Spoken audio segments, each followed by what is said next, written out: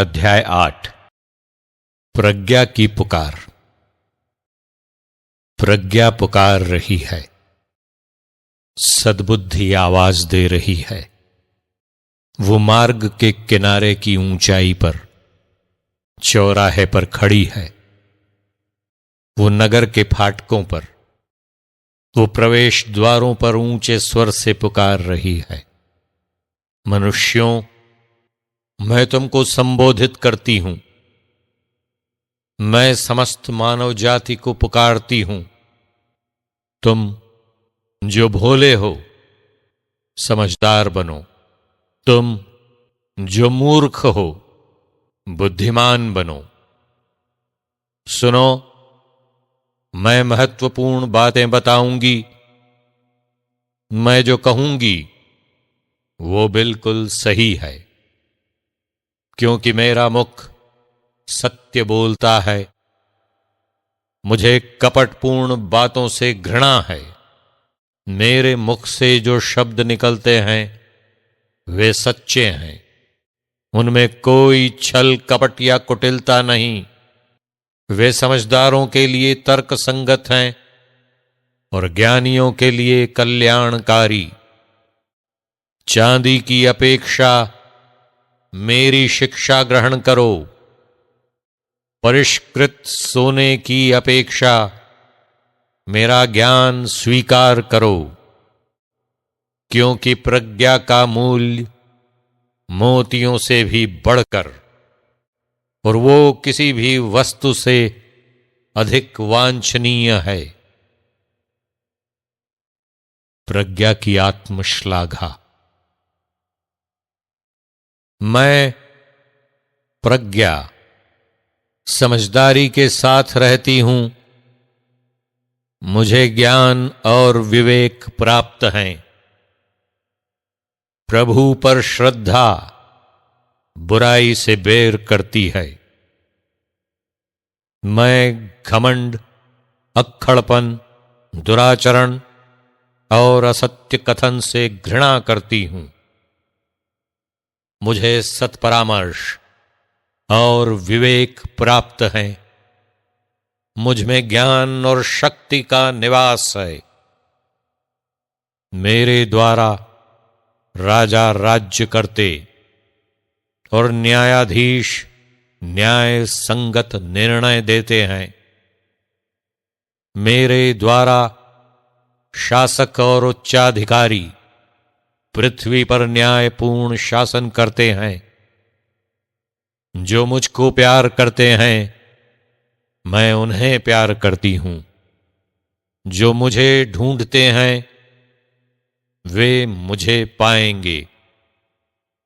मेरे पास संपत्ति और सुयश, स्थायी धन दौलत और समृद्धि है। मेरा फल सोने, परिष्कृत सोने से बढ़कर है। मेरी उपज शुद्ध चांदी से श्रेष्ठ है। मैं धार्मिकता के मार्ग पर, न्याय के पथ पर आगे बढ़ती हूं। जो मुझको प्यार करते हैं, मैं उन्हें संपत्ति प्रदान करती हूं। मैं उनके खजाने भर देती हूं। आदि में प्रभु ने अन्य कार्यों से पहले मेरी सृष्टि की है। प्रारंभ में पृथ्वी की उत्पत्ति से पहले अनंत काल पूर्व ही मेरी सृष्टि हुई है। जिस समय मेरा जन्म हुआ था, न तो महासागर था और न उमड़ते जल स्रोत थे। मैं पर्वतों की स्थापना से पहले, पहाड़ियों से पहले उत्पन्न हुई थी। जब उसने पृथ्वी, समतल भूमि तथा संसार के मूल तत्व बनाए, तो मेरा जन्म हो चुका था। जब उसने आकाश मंडल का निर्माण किया और महासागर के चारों ओर वृत्त खींचा, तो मैं विद्यमान थी। जब उसने बादलों का स्थान निर्धारित किया और समुद्र के स्रोत उमड़ने लगे, जब उसने समुद्र की सीमा निश्चित की जिससे जल तट का अतिक्रमण न करे, जब उसने पृथ्वी की नींव डाली, उस समय मैं कुशल शिल्पकार की तरह उसके साथ थी। मैं नित्य प्रति उसका मनोरंजन करती और उसके सम्मुख क्रीड़ा करती रही।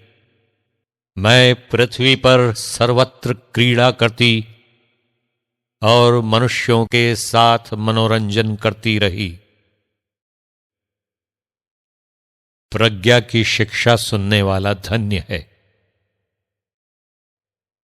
पुत्र, मेरी बात सुनो। मेरे मार्ग पर चलने वाले धन्य हैं। मेरी शिक्षा पर ध्यान दो और प्रज्ञ बनो। उसकी उपेक्षा मत करो।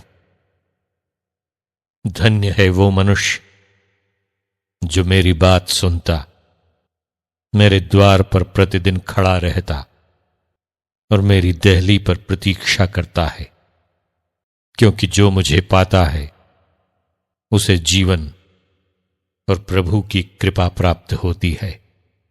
जो मुझे नहीं पाता वो अपनी हानि करता है।